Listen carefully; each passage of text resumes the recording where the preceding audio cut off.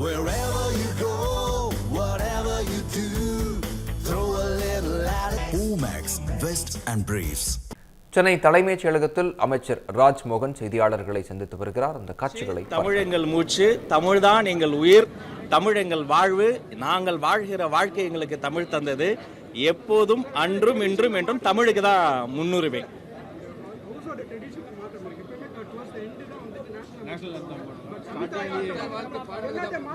ஒன்றிய அரசு கொடுத்திருக்கக்கூடிய சுற்றறிக்கையை பொறுத்த வரைக்கும் ஒவ்வொரு அரசாங்க நிகழ்வு நடக்கிற இடத்துலையுமே எடுத்த உடனே நேஷனல் சாங் வந்தே மாதரம் பாட வேண்டும் என்று இருந்தது.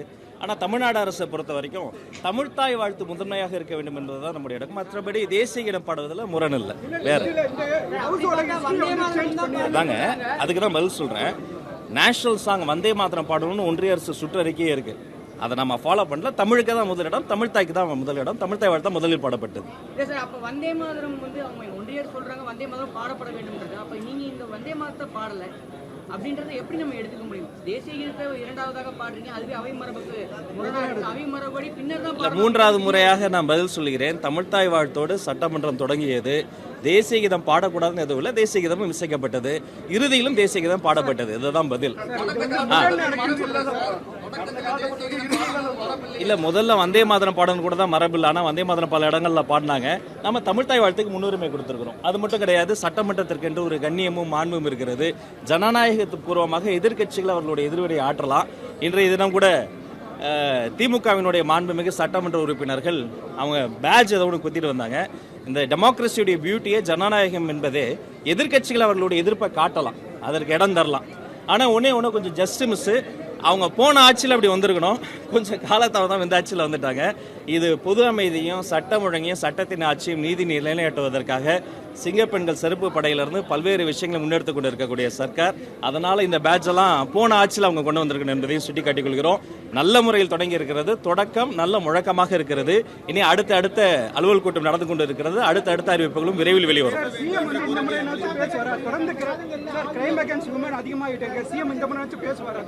இல்ல, கிரைம் அகேன்ஸ்ட் உமன் ஒரு போலீஸ் ஸ்டேஷன்ல ஒரு விக்டிம் அந்த அப்பா அம்மா குழந்தை மீது இப்படி ஒரு அபியூஸ் நடந்துருச்சு, அவனுக்கு கேஸ் கொடுக்க அப்பா அம்மாவே அடிச்சு ஒரு கேஸ் போட்டாங்க. முன்பு 2024ஆம் ஆண்டு பார்த்தீங்கன்னா சராசரியாக கிட்டத்தட்ட ஒரு நாளைக்கு 30 வழக்குகள் பதிவு செய்யப்பட்டதாக சொல்றாங்க. அதை விட குறைந்திருக்கு. அதே சமயம் விக்டிம்ஸ் வெளியில வருவது அதிகரித்திருக்கிறது. பாதுகாப்பு உணர்வு போலீஸ் ஸ்டேஷன் அதிகமாக இருக்கிறதால நிறைய விக்டிம்ஸ் வெளியில வராங்க. அதனால இதுதான் இப்போது நடந்து கொண்டிருக்கிற ஒரு ஆட்சி என்பது பொது அமைதியை பாதுகாத்து துரிதமான நடவடிக்கை. இப்ப குற்றம் நடக்குதா, உடனடியாக எந்த பாரபட்சமும் இல்லாமல் துரிதமாக நடவடிக்கை எடுக்கப்பட்டு அதிகபட்ச தண்டனையை வாங்கி கொடுப்பதற்கான வேலைகள் நடந்து கொண்டு இருக்கிறது. ஒவ்வொருத்தரா இல்லையே, தமிழ்த்தாய் வாழ்த்து பாடப்பட்டது, அதை சொல்லவே மாட்டீங்களே.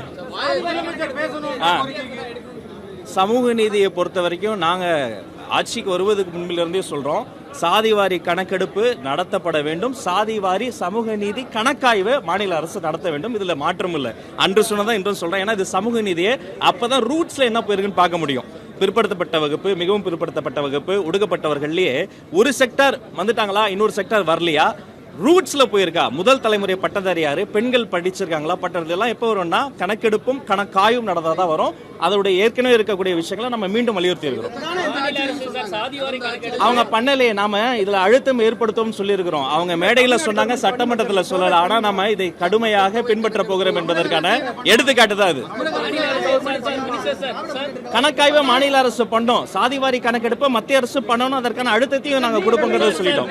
ஒவ்வொருத்தரா சார், ஏற்கனவே விரிவாவே உங்க சேனல்லே நான் சொல்லியிருக்கிறேன். சாதிவாரி கணக்கெடுப்பை பொறுத்த வரைக்கும் எப்படி நடத்தணும், மற்ற மாநிலங்கள சாதிவாரி கணக்காய்வுகள் எப்படி நடத்தினாங்க, உயர்நீதிமன்றத்தில் உச்சநீதிமன்றத்தில் என்னென்ன வழக்குகள் இருக்கு, வழக்கினுடைய தீர்ப்புகளை எப்படி பின்பற்றணும் என்பது தெளிவா விரிவா உங்க சேனல்லே பேசியிருக்கிறேன். சுருக்கமா சொல்றேன், சாதிவாரி கணக்கெடுப்பை ஒன்றிய அரசு நடத்தணும், சாதிவாரி கணக்காய்வை மாநில அரசு நடத்தி இரண்டும் நடைபெறும். நாங்க பின்பற்றக்கூடிய ஒரே ஆள் மாண்புமிகு முதல்வர் சி ஜோசப் விஜய் அவர்கள் மட்டும்தான். மக்களை முன்னிலைப்படுத்தி பதில முடிக்க விடுங்க நண்பா. பதில நீங்க மட்டும் பேசுனா எப்படி, நாங்க பேசுறதே கொஞ்சம் கேளுங்க. அவரும் கேட்பார்ல, இவங்க எப்படியாவது மக்களுக்காக பேசுவாங்களா இல்ல போன்ல கேட்டுட்டு ஒரே கட்சிக்காக பேசுவாங்களா அப்படின்னு மக்களும் கேட்கறாங்க.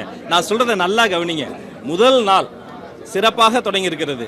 சமூக நீதி காம்ப்ரமைஸ் இல்லாம தொடங்கி இருக்கிறது. அதுக்கு இந்த சட்டமன்றமே பிரதிநிதித்துவம். இத்தனை ஒடுக்கப்பட்ட, இத்தனை பிற்படுத்தப்பட்ட, இத்தனை பெண்களுக்கு ஈக்குவலா ஜெண்டர் ஈக்குவாலிட்டியோட ஒரு கேபினெட் நடந்திருக்கு. இது எல்லாமே எதோடைய அறிகுறினா ஜனநாயகத்தினுடைய பாதையில் சென்று கொண்டிருக்கிறோம். யாரையும் பின்பற்ற வேண்டிய அவசியம் கிடையாது. நாங்கள் பின்பற்றக்கூடியவர்கள் எங்கள் கொள்கை தலைவர்கள், பகுத்தறிவு தந்தை பெரியார், அண்ணல் அம்பேத்கர், வீரமங்கை வேலு நாச்சியார், அஞ்சலை அம்மாள், கர்ம வீரர் காமராசர் அவர்களை பின்பற்றி வீறு நடை போட்டுக் கொண்டிருக்கிறோம். கொடுத்த வாக்கை காப்பாற்றினார் முதல்வர் விஜய். 2-3 ஆண்டுகளாக இருட்டடிப்பு செய்யப்பட்ட சட்டமன்ற நேரலை மீண்டும் தொடங்கி இருக்கிறது. இனி சட்டமன்ற நேரலை தொடரும். இது ஜனநாயகத்திற்கு மிகப்பெரிய ஒரு எடுத்துக்காட்டு. டிரான்ஸ்பரண்ட், குட் அண்ட் கிளீன் கவர்னன்ஸுக்கு இன்றைய நிகழ்வு ஒரு எடுத்துக்காட்டு. நன்றி.